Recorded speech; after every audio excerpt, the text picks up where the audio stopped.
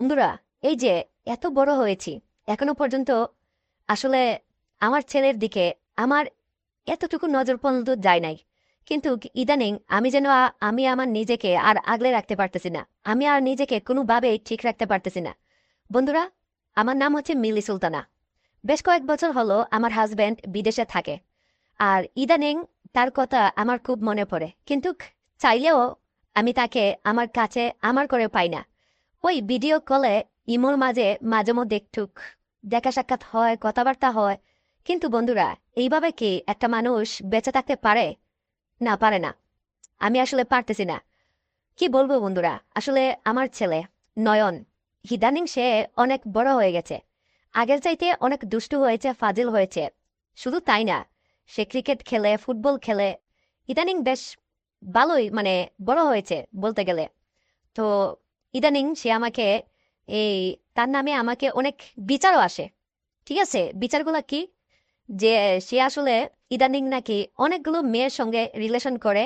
এই নিয়ে আমাকে অনেক বিচার পোহাতে হয়। তো এইটা নিয়ে আমি তার অনেক বিচারও করেছি, তাকে অনেক সাবধানও করেছি। কিন্তু ইয়াং বয়সের ছেলে মানুষ তো, আসলে আমি তাকে যতই শাসন করি আর তাকে আমি যতই বারণ করি, সে কি আমার কথা শুনবে? না, শুনবে না। হ্যাঁ, ঠিক ধরেছেন, শুনতেছে না। কিন্তু বন্ধুরা, ইদানিং আমার আসলে আমার ছেলের কথা খুব বেশি মনে পড়ে। হ্যাঁ, ছেলে যে এত বড় হয়ে গেল, আচ্ছা, অত অনেকগুলা মেয়ের সঙ্গে এই সমস্ত কাজ করতেছে। যদি তার সঙ্গে আমার একটা ভালো একটা সুসম্পর্ক হয়, তাহলে তো এই যে আমার জামাই বিদেশে থাকে, হ্যাঁ, আমি অন্তত কিছুটা হলেও এইটা থেকে আমি রেহাই পাবো। এখন আসলে কি বলবো বন্ধুরা, গ্রামের অনেক মানুষ আছে, যেমন আমার চাচাতো ভাই, মামাতো ভাই, হ্যাঁ, তারপর আমার চাচা শ্বশুর থেকে শুরু করে মামা শ্বশুর, অনেক মানুষ আছে। এবং আমরা যেই দোকান থেকে বাজারপাতি আনি, মুদির বাজার টাজার যা কিছু আছে, সব কিছু আনি, সেই দোকানদার আলাও আমার দিকে একটু কুদৃষ্টিতে তাকায়, বলতে গেলে একটু খারাপ নজরে তাকায়। ঠিক আছে, তার নজর থেকেও কিন্তু খুব একটা বেশি রক্ষা পাওয়া যায় না, খুব একটা বেশি কিন্তু বাঁচা যায় না। হ্যাঁ, সেও আমার দিকে একটু কেমন যেন ওই কেমন করে জানি তাকায়। তো আমি তার দৃষ্টিভঙ্গি সবকিছু বুঝি। কিন্তু আসলে আমি তো একটা মেয়ে মানুষ, তার উপর আবার প্রবাসীর স্ত্রী। আর প্রবাসীর স্ত্রীদের দিকে এমনিতে কিন্তু অনেক মানুষ নজর দেয়, ঠিক আছে, যেই কারণে আমাকে একটু সাবধানতার সহিত চলাফেরা করতে হয়। তো যাই হোক বন্ধুরা, আজকে তোমাদের সঙ্গে আমার ছেলের সঙ্গে করে নিয়ে একটি নতুন একটা গল্প নিয়ে হাজির হলাম। গল্পটা শুনলে সত্যি বন্ধুরা তোমরা মুগ্ধ হয়ে যাবে, তোমাদের অনেক বেশি ভালো লাগবে। ঠিক আছে, দারুণ ইন্টারেস্টিং গল্প। তার আগে বলো বন্ধুরা, আমার কলিজার, আমার প্রাণের বন্ধুরা, হ্যাঁ, আমাকে কেমন লাগতেছে তোমাদের কাছে? অবশ্যই কমেন্ট করে জানাও বন্ধুরা। তোমাদের উৎসাহ আমার খুব ভালো লাগে। ঠিক আছে, তোমরা অনেকেই আমাকে পছন্দ করো, এইটা সত্যি। তোমাদের ভালোবাসার ঋণ আমি কখনো শোধ করতে পারবো না। তো বন্ধুরা, চলো শুরু করি। আমার নাম হচ্ছে মিলি সুলতানা। বন্ধুরা, আমার বয়স এখন বর্তমানে 32 বছর। হ্যাঁ, আমার হাজব্যান্ড মূলত একজন প্রবাসী, তিনি বিদেশে থাকেন। ঠিক আছে, তিনি বিদেশের থাকেন, মালয়েশিয়াতে থাকেন। তো অনেক দিন যাবত। তো ইদানিং আমার আসলে রাতে একদমই ঘুম আসে না। আমার আসলে ওই ঘুমাতে গেলে দেখা যায়, যদি ঘুমাই 10টার দিকে, ঘুমাইতে ঘুমাইতে রাত বাজে 3টা। আর সারাক্ষণ একে ওকে নিয়ে আমি স্বপ্ন দেখি, আমাকে আদর দিচ্ছে, ও আমাকে ভালোবাসা দিচ্ছে, এইভাবে অনেক স্বপ্ন দেখি। কিন্তু বন্ধুরা, সারা রাত কেউই আমার কাছে আসে না, কেউই আমার কাছে আসে না। আমার হাজব্যান্ড রাত 10টার দিকে আমাকে কল দেয়, দিয়ে ওই তাকে একটু ভিডিও কলে দেখাই, তারটা আমি একটু দেখি। এভাবেই কোনো রকম কেটে যাচ্ছে আমার দিন। হ্যাঁ, তবে আমি আমার ছেলেকে নিয়ে অনেক বেশি হ্যাপি আছি। আমার ছেলের নাম কিন্তু নয়ন, আগেই বলেছি। সে এখন ইন্টারমিডিয়েটে পড়াশোনা করতেছে। বেশ উঁচু লম্বা বড় হয়ে গেছে, একদম বাবার মতো অনেক লম্বা, এবং অনেক হ্যান্ডসাম হয়ে গেছে। তো ইদানিং তার নামে আমাকে অনেক বিচার শুনতে হয়। কলেজে ওই মেয়েকে নিয়ে নাকি পার্কে গেছে, ওই মেয়েকে নিয়ে নাকি আবাসিক হোটেলে গেছে, হ্যাঁ, অমুক বন্ধুর বাসায় ওই ফ্ল্যাটে গেছে ওই মেয়েকে নিয়ে, সেই মেয়েকে নিয়ে। ছেলেটা একেবারে বাবার মতো দুষ্ট হয়েছে। তার এই বিচার শুনতে শুনতে আমি একেবারে এই বন্ধুরা ক্লান্ত হয়ে গেছি। আমি আর পারতেছি না। তখন আমি একটা বিকল্প বুদ্ধি বাইর করি, যে আসলে কি করলে আমার এই পাগল ছেলেটা, দুষ্টু ছেলেটাকে আমি আটকাতে পারবো। না, ইদানিং আমার ছেলের অত্যাচারে আমার জীবনটা একেবারে অতিষ্ঠ হয়ে পড়েছে। আমি না পারতেছি বিদেশে ওর বাবার কাছে কল দিয়ে এই সমস্ত কুকীর্তি কথা বলতে, না পারতেছি ওকে আমি শায়েস্তা করতে। কিন্তু এইভাবে তো আর থাকা যায় না। তখন আমি ওকে অনেকবার বোঝানোর চেষ্টা করেছি, শাসনও অনেকবার করেছি, কিন্তু না, আমি দেখেছি ওকে বুঝিয়ে বা শাসন করে মেরে আসলে কোনো কিছু হচ্ছে না। ও যেন আরো দিন দিন আরো নষ্ট হয়ে যাচ্ছে। তখন আমি চিন্তা করলাম, আচ্ছা, আমিও তো দিন শেষে একা, আর আমার ছেলেটা এত দুষ্টু, এত ফাজিল, এতগুলা মেয়ের সঙ্গে এই সমস্ত কিছু করে বেড়ায়। আচ্ছা, ওকে যদি আমি কোনো কিছু একটা ব্যবস্থা করে দেই, তাহলে তো ও আর বাহিরের মেয়েদের সঙ্গে আর ওই সমস্ত ফালতু কাজ করবে না। আচ্ছা, কি করা যায়? তো বন্ধুরা, তখন আমি যেটা করলাম, সেইটা শুনলে তোমাদের মাথা একেবারে ঘুরে যাবে, বুঝেছ? তখন আমি একদিন আমার ছেলেকে কল দিলাম। কিরে নয়ন, তুই কই আছিস? আমার ছেলে আমাকে বলতেছে, এই তো মা, আমি এই একটু মাঠে এসেছি বন্ধুদের সঙ্গে একটু খেলাধুলা করতে। আমি ওকে বললাম, শোন, আজকে একটু বাসায় তাড়াতাড়ি ফিরবি, তোর সঙ্গে আমার প্রয়োজনীয় দরকারি কথা আছে। আমার ছেলে আমাকে বলল, এহ, এ দরকারি কথা তো তোমার আমার সঙ্গে প্রতিদিনই থাকে। আমি ওকে বললাম, না, আজকে আয়, আজকে সত্যি তোর সঙ্গে আমার দরকারি কিছু কথা আছে, ঠিক আছে? তখন ও আমাকে বলল, সিরিয়াসলি? আচ্ছা ঠিক আছে, আজকে একটু আগে আসবো, খেলাধুলা শেষ করে আজকে আর বন্ধুদের সঙ্গে আড্ডা দিব না। আড্ডা না দিয়ে আজকে বরং তোমার কাছে চলে আসবো, আমার প্রিয় আম্মু। এই কথা বলে আমার ছেলে ফোনটা কেটে দিল।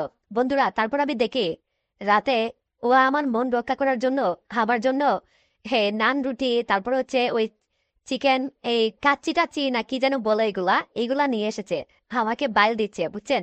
তারপর আমাকে এসে বলতেছে, আম্মু সরি, আমি আর করব না, আর খেলাধুলা করব না। তখন আমি ওকে বললাম, আচ্ছা, তোমাকে আমি কিছু কথা বলতে চাই, তুমি কারো কাছে বলবে না তো? তখন বলতেছে, না আম্মু, আমি কারো কাছে বলবো না, তুমি কি তোমার ছেলেকে বিশ্বাস করো না? আমি তখন ওকে বললাম, হ্যাঁ, বিশ্বাস করবো না কেন, আমি তো তোমাকে অনেক বেশি বিশ্বাস করি। তখন ও বলতেছে, তাহলে এতই যদি বিশ্বাস করো তাহলে বলতেছো না কেন? তখন আমি ওকে বললাম, আচ্ছা নয়ন, তুমি তো এখন অনেক বড় হয়েছো, এই যে তুমি তোমার কলেজের ফ্রেন্ড বান্ধবীদেরকে নিয়ে এই যে তুমি কলেজে যাচ্ছ, পার্কে ঘুরে বেড়াচ্ছ, আবাসিক হোটেলে যাচ্ছ, এই যে আরো শুনলাম তুমি তোমার কোন বন্ধু বান্ধবের ফ্ল্যাটেও নাকি মেয়ে নিয়ে যাও, এইগুলা কি সত্য?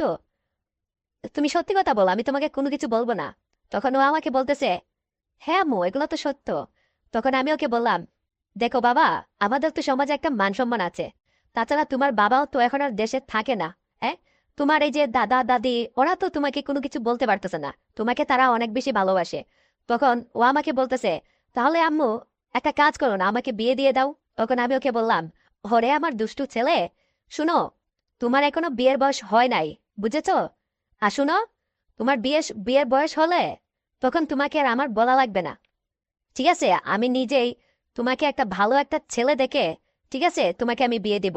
বিয়ের কথা তোমার মনে করে দিতে হবে না আমাকে। আমি বুঝেছি যে তুমি যে অনেক বড় হয়ে গেছো, আমি এটা বুঝতে পারি, ঠিক আছে? তো বন্ধুরা, ছেলের মুখে বিয়ের কথা শুনে সত্যি আমি মনে মনে ভাবতে লাগলাম, তার মানে ছেলে তো আমার অনেক বড় হয়ে গেছে। মাকে সে বিয়ে কথা বলতেছে। তখন আমি তাকে বললাম, তোমাকে বিয়ে করাই লাগবে? সে বলতেছে, হ্যাঁ। তখন আমি তাকে বললাম, আচ্ছা, বিয়ে ছাড়া কি তোমার অন্য আর কোনো উপায় নেই, মানে অন্য আর কোনো রাস্তা নেই? তখন সে আমাকে বলতেছে, অন্য আর কি রাস্তা মা? আমি তাকে বললাম, শুনো, বিয়ে ছাড়াও আমার কাছে আরো একটা উপায় আছে, অন্য আরেকটা রাস্তা আছে। আমি যদি তোমাকে সেই রাস্তাটা বেছে দেই, তুমি কি এই সত্যি এই কাজটা করবে? কিন্তু খবরদার, খবরদার, তোমার বাবাকে এই বিষয়ে কোনো কিছু বলা যাবে না। তখন সে আমাকে বলল, না মা, তুমি আমার জন্য এত একটা উপকার কাজ করবে, আমি কি বাবার কাছে এই কথাগুলো বলবো নাকি? তুমি আমাকে বিশ্বাস করতে পারো মা, আমার লক্ষ্মী মা, আমি বাবার কাছে এই বিষয়ে কোনো কিছুই বলবো না। ছেলের মুখে এই কথা শুনে বন্ধুরা সত্যি আমি অনেক ভরসা পেলাম। তখন আমার ছেলেকে আমি বলতেছি, আচ্ছা, তুমি বিয়ে করতে চাচ্ছ কি জন্য? মানে দুজন একসঙ্গে থাকবে, আদর সুহাগ ভালোবাসা এগুলোর জন্য কি? তখন সে আমাকে বলতেছে, হ্যাঁ বা, আমার তো অনেক বন্ধুরাই আসলে তারা বিয়ে শাদী করে সংসার করতেছে। তাছাড়া তুমি তো আমার মা, কিন্তু তুমি আমার মা হলেও তুমি আমার বন্ধুর মতো, তোমার কাছে সবকিছু শেয়ার করা যায়। তখন আমি ওকে বললাম, আচ্ছা ঠিক আছে, তুমি যেহেতু আমাকে বন্ধুই মনে করো, তাহলে তুমি আমার কাছে সবকিছু খুলে বলো। তুমি কেন, কি কারণে তুমি বিয়ে করতে চাচ্ছ? তোমার কি বিয়ের বয়স হয়েছে নাকি? সবে মাত্র তোমার বয়স 18 হয়েছে, পড়াশোনা করতেছো ইন্টারে, তুমি অনার্স পড়াশোনা করবে, মাস্টার্স কমপ্লিট করবে, ভালো একটা জব নিবে, তারপর না হয় তোমাকে আমরা চিন্তা ভাবনা নিব, কিন্তু তুমি এখনই বিয়ে শাদী করার জন্য পাগল হয়ে গেছো। এখন তোমাকে কে মেয়ে দিবে বলো তো, তুমি তো বেকার পুরুষ। তখন এ আমাকে বলতেছে, তাও অবশ্য ঠিক, এই জন্য তো মা আমি রিলেশন করি, আর রিলেশন করে করে আমি আমার চাহিদা মিটাই। তখন আমি তাকে বললাম, আচ্ছা এই যে তুমি মেয়েগুলার জীবন যে তুমি নষ্ট করতেছো, এই মেয়েগুলা তো তোমাকে একটা সময় গিয়ে তোমাকে অভিশাপ দিবে। তখন তোমার তো ভবিষ্যৎটা অন্ধকার হয়ে যাবে, বলা চলে এক প্রকার তোমার ভবিষ্যৎটা নষ্ট হয়ে যাবে।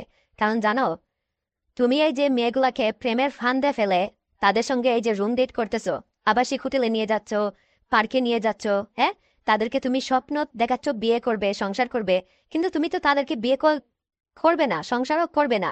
তাহলে এই যে মেয়েদের মন তুমি যে ভাঙতেছো, তুমি জানো মানুষের মন ভাঙা আর মসজিদ ভাঙা এক সমান। এই মেয়েগুলা কিন্তু তোমাকে একটা সময় পরে তারা কিন্তু তোমাকে অভিশাপ দেবে। তখন তোমার জীবন কিন্তু অনেকটাই কষ্ট হয়ে দাঁড়াবে, বুঝছো? এই জন্য মানুষের বদদুয়া নিতে হয় না বাবা। তখন আমার ছেলে আমাকে প্রশ্ন করতেছে, মা তাহলে আমি কি করব এখন? আমার তো আর কোনো উপায় নেই, কিন্তু আমার তো এটা করতে করতে অভ্যাস হয়ে গেছে। তখন আমি তাকে বললাম, আচ্ছা নয়ন, তুমি তো আমাকে তোমার ফ্রেন্ড ভাবো, তাই না? তখন আমার ছেলে আমাকে বলতেছে, হ্যাঁ মা, তুমি তো আমার ফ্রেন্ডই। তাহলে আমি তাকে বললাম, আচ্ছা তুমি আমাকে আজকে থেকে আর মায়ের চোখে দেখবে না, আমাকে তুমি ফ্রেন্ডের চোখে দেখবে। মনে করো আমি তোমার কোনো কলেজের ক্লাসমেট অথবা তোমার বান্ধবী। এখন আমি যদি তোমার বান্ধবী হই, তাহলে তুমি আমার সঙ্গে কি কি করবে? তখন আমার ছেলে আমাকে বলতেছে, না মা, তুমি যে কি বলো না, তুমি আমার বান্ধবী ঠিক আছো, কিন্তু তুমি তো আমার মানে সাথী বান্ধবী, কিন্তু তোমার সঙ্গে আমি কি কি করব? তখন ওকে আমি বলতেছি, দেখো নয়ন, তোমার তো ওইটা লাগবে, তোমার তো ওই চাহিদাটা লাগবে, হ্যাঁ? আচ্ছা ধরো আমি যদি তোমার গার্লফ্রেন্ড হই, তখন তুমি আমার সঙ্গে কি করবে? তখন বন্ধুরা আমার ছেলে আমাকে বলতেছে, মা তুমি যদি সত্যি আমার গার্লফ্রেন্ড হও, তাহলে তোমাকে আমি অনেক ভালোবাসবো। আরে তুমি আমার গার্লফ্রেন্ড হলে তো আমার জন্য অনেক সুবিধা হবে, হ্যাঁ? তোমাকে হোটেলে নিয়ে যেতে হবে না, পার্কে নিয়ে যেতে হবে না। তুমি আর আমরা তো রুমেই অনেক কিছু করতে পারবো, রুম ডেট করতে পারবো। ছেলের মুখে এমন কথা শুনে আমি অনেকটা লজ্জা পেয়ে গেলাম বন্ধুরা। সত্যি কথা বলতে আমার মুখে একটা মুচকি হাসি চলে আসলো। তখন ও আমাকে বলতেছে, কিন্তু মা তুমি তো আমার মা, তোমার সঙ্গে আমি এটা কেমনে করব? তখন আমি তাকে বলতেছি, আসলে বন্ধুরা কি বলবো বলেন তো, আমার তো একটা মানুষ আমি, তাই না? আমার শরীরে তো রক্ত মাংস আছে। দিন শেষে এই যে আমার হাজবেন্ড মালয়েশিয়াতে ব্যবসা বাণিজ্য করে, এখন সে তো চাইলেই আর আমার কাছে আসতে পারে না, আমিও তো চাইলেই তার কাছে যাইতে পারি না। এখন বন্ধুরা আপনারাই বলেন, আমি আমার চাহিদাটা কার কাছে বলবো? এখন আমি যদি বাহিরের একটা পরপুরুষের সঙ্গে রিলেশন করি, বা কোনো একটা ওই মুদির দোকানদারের সঙ্গে যদি প্রেম টেম পরকিয়া করি, এইটা যদি বন্ধুরা জানাজানি হয়ে যায়, তখন আমার হাজব্যান্ডেরও মান সম্মান যাবে, আমারও যাবে, শ্বশুর শাশুড়ি সবারই মান সম্মান যাবে। তার চাইতে ভালো না যে এই ছেলের সঙ্গে ঘরের মধ্যে কেউ জানলো না, দেখলো না। এই জন্য আমি আমার ছেলেকে নানা কৌশলে আমি তাকে পটাতে লাগলাম। তখন আমি তাকে বললাম, দেখো নয়ন, তুমি কি বুঝো না? এই যে তুমি এত বছর বয়স হয়েছ, এই যে তোমার এই 18 বছরে এত চাহিদা, হ্যাঁ, তুমি মেয়েদের জীবন নষ্ট করতেছো। তো তুমি কি নয়ন বুঝো না তোমার বাবা যে বিদেশে থাকে?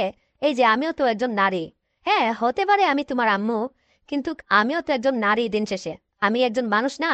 আমারও তো কিছু চাহিদা থাকতে পারে, তাই না? এই যে তোমার বাবা দিনের পর দিন, বছরের পর বছর এই যে বিদেশে পড়ে আছে, সে যে বিদেশে থাকে, সে বছরে আসে আসে না, সে তো 5 বছরে একবার আসে। একবার আসে 2 মাস 3 মাস থেকে আবার চলে যায়। 5 বছরে এই 2 মাস 3 মাসই কি আমার হয়? হ্যাঁ, এই যে আমার কি বয়স কম হয়েছে রে? হ্যাঁ নয়ন, তুমি বলো তো বাবা, এই যে এই বয়সে আমি এখন কার কাছে যাব, বা আমি গিয়ে আমার মনের কথাগুলো কার কাছে বলবো? তুমি বলো তো। এই যে তুমি দেখেছো তোমার আম্মু কতটা সুন্দরী, তুমি জানো তোমার এই যে চাচা শ্বশুর, আমার চাচাতো ভাই মামাতো ভাই, কত মানুষ আমাকে লাইক করে, আমাকে পছন্দ করে, আমাকে কত মানুষ ডেলি ফোন দেয়। তারা শুধু আমার একটা উত্তরের অপেক্ষায় থাকে। এই যে তুমি যেভাবে মেয়েগুলোকে নিয়ে পার্কে যাও, হ্যাঁ, যেভাবে তাদেরকে নিয়ে আবাসিক হোটেলে গিয়ে রুম ডেট করো, তারাও আমার সঙ্গে এইভাবে করতে চায়। কিন্তু আমার তো ভয় হয়, কারণ এই যে যদি তুমি শুনো, কালকে আমার চাচাতো ভাইয়ের সঙ্গে আমি যদি রুম ডেট করি, এই খবরটা যদি তোমার কানে আসে, এইটা কি তোমার কাছে ভালো লাগবে বলো? তখন আমার ছেলে আর নয়ন আমাকে বলতেছে, না আম্মু, এইটা তো আমার কাছে একদমই ভালো লাগবে না, কারণ যতই হোক তুমি তো আমার মা, তখন আমি তাকে বললাম, এই যে তুমি এই মেয়েদের পিছনে ঘুরো, হ্যাঁ, মেয়েদেরকে তো তুমি ভালোভাবে আদর করতে পারো না, তাদের কাছ থেকে তো তুমি ঠিকভাবে ভালোবাসাটুকু পাও না, তাহলে কি লাভ তাদের পিছনে এই সময় নষ্ট করার, টাকা নষ্ট করার? হ্যাঁ, তার চাইতে বরং তুমি আমাকে তোমার নিজের বান্ধবী মনে করো, মনে করো আমি তোমার গার্লফ্রেন্ড, ঠিক আছে? আর আজকে থেকে তুমি আমাকে কলিজা, জান, বাবু, সোনা বলে ডাকবে। আসনো, তুমি আমাকে যখন খুশি তখনই তোমার গার্লফ্রেন্ডের মতো ব্যবহার করতে পারবে, ঠিক আছে? তাতে আমি তোমাকে একটুও বাধা দিব না। তোমার যেইভাবে খুশি নয়ন, তুমি সেইভাবেই আমাকে পারবে, বুঝছো? আর সবচেয়ে বড় কথা হচ্ছে, হ্যাঁ, আমি তো তোমার চাইতে অনেক সিনিয়র, তাই না? আমার এক্সপিরিয়েন্সও একটু বেশি আছে। ওই মেয়েরা তোমাকে যতটুকু সুখ দিবে তার চাইতেও 2-3 গুণ বেশি সুখ আমি তোমাকে দিব। তাহলে এখন বলো, আমি তোমার জন্য বেটার নাকি ওই মেয়েগুলো তোমার জন্য বেটার? বন্ধুরা, এইভাবে যখন আমি আমার ছেলেকে বুঝালাম তখন সে আমাকে বলতেছে, না আম্মু, আমার মনে হচ্ছে তুমি আমার জন্য বেটার হবে। তখন আমার ছেলে আমাকে বলতেছে, আম্মু, তোমার মতো এইভাবে আমি এর আগে কখনো তো ভেবে দেখি নাই। সত্যি তো, তুমি একদম সত্যি কথা বলেছো। হ্যাঁ, আমি এই যে মেয়েদের পিছন পিছন ঘুরে এতদিন সময় নষ্ট করেছি, টাকা নষ্ট, হ্যাঁ, আরো কত কি না। আজকে থেকে সব কিছু বাদ, আজকে থেকে সব কিছু বাদ। আজকে থেকে আর তাদের পিছনে ঘুরবও না, সময়ও আর নষ্ট করব না। আজকে থেকে আমি শুধু তোমাকে সময় দেব। বন্ধুরা, ছেলের মুখে এমন কথা শোনার জন্য আমি এতদিন অপেক্ষায় ছিলাম। অবশেষে আমার সেই অপেক্ষার অবসান হতে যাচ্ছে। ইস, আমার যে কি খুশি লাগতেছে, কি আনন্দ লাগতেছে, আমি তোমাদের আর বলে বোঝাতে পারবো না। আসলে বন্ধুরা, আমরা যারা বিবাহিত স্ত্রী বা নারী আছি, হ্যাঁ, বা আমরা যারা প্রবাসীর স্ত্রী, আমাদের মনে সবচেয়ে বেশি আছে দুঃখ কষ্ট। আমরা না পারি কারো কাছে বলতে, না পারি কারো কাছে সহ্য করতে। এখন যদি কারোর সঙ্গে আমাদের সম্পর্ক হয়েও যায়, আর যদি এই বিষয়টা কেউ জেনে যায়, ঠিক আছে, ওর মুখ থেকে ওর মুখে, ওর মুখ থেকে ওর মুখে, এটা পুরোটা একবার ছড়িয়ে যায়, তখন আর আমাদের মান সম্মান থাকে না, বুঝছেন? আসলে দিন শেষে প্রত্যেকটা মানুষেরই চাহিদা আছে, প্রত্যেকটা মানুষই এই কাজ করে, ঠিক আছে? কারণ এই কাজ ছাড়া আপনার ভালো ঘুম হবে না, আপনার শরীর ভালো থাকবে না, আপনার মন মেজাজ কোনো কিছুই ভালো থাকবে না, আপনার সারাক্ষণ কেমন যেন একটু উদাস উদাস লাগবে, আপনার অনেক খারাপ লাগবে, ক্লান্তি ক্লান্তি লাগবে আপনার মনে, ঠিক আছে? তো যাই হোক, আমি তো আমার ছেলেকে যে কোনোভাবেই হোক তাকে আমি ম্যানেজ করেছি। হ্যাঁ, এখন সবকিছু যদি সুন্দরভাবে হয় তাহলেই হলো। কিন্তু আমার একটা জিনিস ভয় লাগতেছে, আমার ছেলে নয়ন, ও আবার ওর বাবার কাছে কোনো সময় আবার বলে দিবে না তো? বা যদি ওর দাদা দাদি কারো কাছে বলে দেয়? আবার আরেকটা ডাউট, ও তো অনেক বন্ধু বান্ধবের সঙ্গে চলে, ওই ছেলে ফেলেও অনেক খারাপ, যদি আবার ওদের কাছে বলে দেয় তখন আমার কি হবে? আসলে এটা খুবই মানে সেন্সিটিভ একটা ইস্যু, মান সম্মানের একটা ব্যাপার স্যাপার আছে। এখন কি যে করি বন্ধুরা, এখন না পারতেছি ওকে সামাল দিতে, না পারতেছি ওকে কোনো কিছু বলতে। এখন কি করার আছে আমি আসলে কোনো কিছু বুঝতেছি না। তখন ওকে আমি আবার বললাম, আচ্ছা নয়ন, যদি তোমাকে আমি এটা দেই, হ্যাঁ, আচ্ছা তুমি কি কারো কাছে বলে দিবে বাবা? তখন সে আমাকে বলতেছে, না আম্মু, আমি কারো কাছে বলবো না, তুমি আমাকে এইটুকু বিশ্বাস করতে পারো আম্মু। তো যাই হোক, ছেলের মুখে এই কথাটা শুনে সত্যি অনেক বেশি ভালো লাগলো। তারপর রাত যখন 10টা হলো, তখন আমার হাজব্যান্ড বিদেশ থেকে আমাকে ইমোতে কল দিছে, ভিডিও কল। সে আমাকে কল দিয়ে বলতেছে যে, কি আমার লক্ষ্মী সোনা, আমার জান পাখিটা, কেমন আছো? হ্যাঁ, জান একটু ভিডিও কল দেও না। আসলে উনি আমাকে প্রতিদিন রাত 10টায় কাজ থেকে এসে আমাকে উনি ভিডিও কল দিতে বলে। উনি আসলে ভিডিও কলে আমার কিছু দেখে উনি আসলে তার ওইটাকে একটু শান্ত করার চেষ্টা করে। বিদেশে থাকে তো, ওইখানে চাইলেই তো আর কাউকে পায় না। আমিও বুঝি তার অনেক কষ্ট হয়। যাই হোক, আমি তাকে বললাম যে, জান আজকে আমার শরীরটা ভালো লাগতেছে না, আজকে আমি পারবো না, তুমি বরং মোবাইলে একটু ভিডিও দেখে নাও, ভিডিও দেখে ওইটা একটু আউট করে দাও, আজকে আমার একদমই ভালো লাগতেছে না। আসলে বন্ধুরা, আজকে তো আমার ভালো লাগতেছে, কিন্তু আজকে তো আমাকে রেডি হতে হবে। হ্যাঁ, আরে নয়ন তো একটু পরেই গরম করে দিবে আমাকে, এই জন্য আমাকে রেডি হতে হবে। এই জন্য আমি আমার হাজবেন্ডকে বলে দিলাম যে আজকে আমার শরীরটা খারাপ। তারপর ও বলতেছে, তাই কি হয়েছে তোমার, ওষুধ খেয়েছো নাকি? তখন আমি তাকে বললাম, হ্যাঁ ওষুধ খাবো। আচ্ছা শোনো, আমার না কথা বলতে একদমই ভালো লাগতেছে না, ফোনটা রাখি আমি। তাকে এই কথাটা বলে ফোনটা কেটে দিলাম। ফোনটা কেটে আমি ওয়াশরুমে গেলাম। গিয়ে আগে সারাটা দিন যা গরম দিছে না বন্ধুরা, গরমে শরীর একদম গেমে আছে, মানে একটু গন্ধ বের হচ্ছে। তো যাই হোক, ছেলের সঙ্গে আজকে প্রথমবার একটা কিছু হতে যাচ্ছে। তো আমি আসলে নিজেকে একদম নতুনভাবে মানে এনজয় করতে চাচ্ছি। আমি ওয়াশরুমে গিয়ে গোসল করে শাওয়ার করে, ঠিক আছে, একদম লাক্স সাবান দিয়ে ভালোভাবে নিজেকে একদম ফ্রেশ করে নিলাম। হ্যাঁ, অনেক 2-3 বালতি পানি ঢেলে নিলাম। তারপর পানি ঢেলে ওয়াশরুম থেকে বের হয়ে শরীরটা ভালোভাবে মুছে একটা শাড়ি পরলাম। উফ, কি সুন্দর একটা শাড়ি পরেছি মাইরে, সেই লাগতেছে। আয়নায় নিজেকে দেখে আমি নিজের প্রেমে মুগ্ধ হয়ে যাচ্ছি। সত্যি, একটা মানুষ এত সুন্দর হয় কি করে, হ্যাঁ? আমি যেন দিন দিন আরো বেশি সুন্দর হয়ে যাচ্ছি, নিজেকে দেখতেছি আর ভাবতেছি, ইস, আজকে আমার ছেলের ভাগ্যে একটা নতুন কিছু হতে যাচ্ছে। তো বন্ধুরা, ঠোঁটে লিপস্টিক লাগাচ্ছি, ক্রিম লাগাচ্ছি, তারপর শরীরে একটু বডি স্প্রে দিলাম। সবকিছু দেওয়ার পর চুলটাকে একটু শুকিয়ে দিলাম। নেওয়ার পর আমি একটা নাইটি ড্রেস পরেছি সঙ্গে। এই ড্রেসটা পরে আমি আমার রুমের দিকে গেলাম। রুমের দিকে গিয়ে আমি নয়নকে একটা ডাক দিলাম, কিরে নয়ন, তুমি কি রেডি হয়েছ? তোমার কি হলো? আর কতক্ষণ? তখন সে আমাকে বলল, তুমি 2 মিনিট অপেক্ষা করো, আমি এখনই আসতেছি। নয়না ওইদিকে তার রুমে এসে রেডি হচ্ছে, ঠিক আছে। সেও গোসল করে একেবারে আমার কাছে আসতেছে, কারণ সে তো খেলাধুলা করে এসেছে, তাকে আর আমি সুযোগ দেই নাই। তো যাই হোক বন্ধুরা, তারপরে সে নয়ন আসলো আমার কাছে। নয়নকে আমি আবারও বললাম, আচ্ছা নয়ন, তুমি আমাকে সত্যি করে বলো না, তুমি কখনো এই কথাগুলো কারো কাছে বলবে না তো? হ্যাঁ, আমার কিন্তু খুব ভয় হচ্ছে নয়ন। ইস, দেখো, আমি তোমাকে পৃথিবীর সবচেয়ে বেশি আনন্দ দেব, সুখ দেব, তোমাকে একটা ভালো একটা সুন্দরী মেয়ের সঙ্গে বিয়ে দেব। কিন্তু তুমি বলো, তুমি তোমার বাবার কাছে এই কথাগুলো কখনোই বলবে না, বা তুমি কারো কাছে এই কথাগুলো বলবে না। তখন সে আমাকে বলতেছে, আম্মু, আমি কারো কাছে এই কথাগুলো বলবো না, তবে তুমি আমার একটা শর্ত রাখতে হবে। তখন আমি নয়নকে বললাম, তোমার আবার কি শর্ত? তখন সে আমাকে বলতেছে, আম্মু, জানো, আমার একটা বেস্ট ফ্রেন্ড আছে, ছেলে মানুষ। ও আসলে আমাকে অনেক হেল্প করছে। আসলে ওর গার্লফ্রেন্ড, তারপর ওর বোনের সঙ্গে আমি রিলেশন করেছি। ওর বোনকে আমি আসলে ওই কাজটা করেছি, ও আমাকে হেল্প করেছে আম্মু। ও আমার সবচেয়ে জানের জিগার দোস্ত, আমার সবচেয়ে বড় জীবনের একটা দোস্ত। আসলে ও আমাকে সবকিছুতে হেল্প করে আম্মু।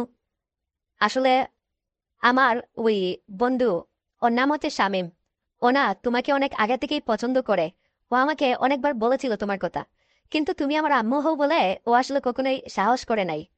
আজকে তুমি আমাকে যেই অফারটা দিলে আম্মু সাহস করে, আসলে আমি তোমাকে নিয়ে কখনো ওইভাবে চিন্তা করি নাই, ঠিক আছে।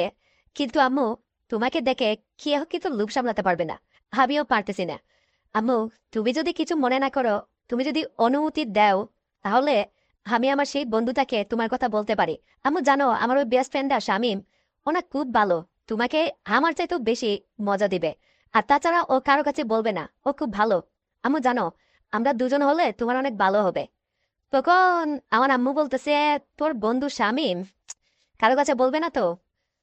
তো বন্ধুরা, আমি অনেক হিসাব মিলিয়ে দেখেছি যে আসলে না, এই বয়সে দুজনকে তো আমি সামলাতে পারবোই। ঠিক আছে, সমস্যা নেই, আমার কোনো সমস্যা নেই। তো বন্ধুরা, তারপর আমার এই ছেলে আমাকে বলতেছে, নয়ন, আচ্ছা আম্মু, আমার বন্ধুকে আমি কালকে বলবো, ঠিক আছে। আজকে আগে আমি একটু আনন্দ উল্লাস করি। তারপর বন্ধুরা, সারাটা রাত আমার উপর দিয়ে জ্বর গেল। আসলে ইয়ং বয়সের ছেলেরা একটু বেশি ইয়ে করে, তবে ওর একটু সমস্যা ছিল, মানে ও খুব বেশি একটু লং লাস্টিং পারে না, ঠিক আছে। তবে মোটামুটি ভালোই হয়েছে, 3-4 বার হয়েছে, ঠিক আছে, মোটামুটি ভালোই হয়েছে। আসলে এই প্রথম বন্ধুরা, আমি সকালবেলা ঘুম থেকে উঠে মামার শরীরটা একেবারে হালকা লাগতেছে, একদম ফ্রেশ। ও বাবা, হ্যাঁ, কতদিন যাবত এই কাজটা আমি করি না বন্ধুরা, তোমাদেরকে কি করে যে আমি বুঝাই। আসলে জামাই বিদেশে থাকলে একটা বিপদই, বুঝতে পারতেছেন। ইস, এতদিন পর আজকে এই কাজটা করে শরীরটা কেমন জানি হালকা লাগতেছে বন্ধুরা, একদম ফ্রেশ লাগতেছে। মনে হচ্ছে নতুন করে আবার নিজেকে রাঙিয়ে তুলেছি। হ্যাঁ, কি ফ্রেশ লাগতেছে নিজেকে, একদম বুঝাতে পারবো না। আরে শরীরে যত জঞ্জাল ছিল, হ্যাঁ, যত ঝামেলা ছিল, সব একদম কেটে গেছে। না, খুব ভালো লাগতেছে বন্ধুরা, খুব ভালো লাগতেছে। যাই হোক, শেষমেশ আমার ছেলে, ওকে আর একটু ট্রেনিং দিতে হবে। ও এখনো ওইরকম হয় নাই, অভিজ্ঞ প্লেয়ার হয় না এখনো, ঠিক আছে। যাই হোক বন্ধুরা, আজকের স্টোরিটা তোমাদের কাছে কেমন লাগলো তোমরা অবশ্যই আমাকে কমেন্ট করে জানাবে। আর যদি তোমরা দ্বিতীয় পর্ব চাও আমি সেটাও তোমাদের জন্য বানাতে পারি, কিন্তু তার আগে তোমরা কমেন্ট করে জানাতে হবে যে তোমরা চাও কিনা। তোমরা চাইলে তারপরও আমার ছেলের বন্ধু আমার সঙ্গে কি কি করেছে বা এরপরে কি হলো, হ্যাঁ, সবকিছুই আমি তোমাদের সঙ্গে শেয়ার করব। ঠিক আছে, অবশ্যই কমেন্ট করে জানাও। আর সেই পর্যন্ত তোমরা সবাই ভালো থাকবে। আমার কলিজার বন্ধুরা, আমার প্রাণের বন্ধুরা, তোমাদেরকে আমি অনেক অনেক বেশি ভালোবাসি। আর আজকের মতো এখানে শেষ করতেছি, ভিডিওটা অনেক বেশি বড় হয়ে যাবে বলে, কারণ তোমরা তো অনেকে কাজ কাম করো তাই না, তারপরেও যে আমার ভিডিওটা দেখো ভয়েস লাইন ড্রামাতে, এটা তোমাদেরকে অনেক বেশি থ্যাংক ইউ, ধন্যবাদ আমার বন্ধুরা।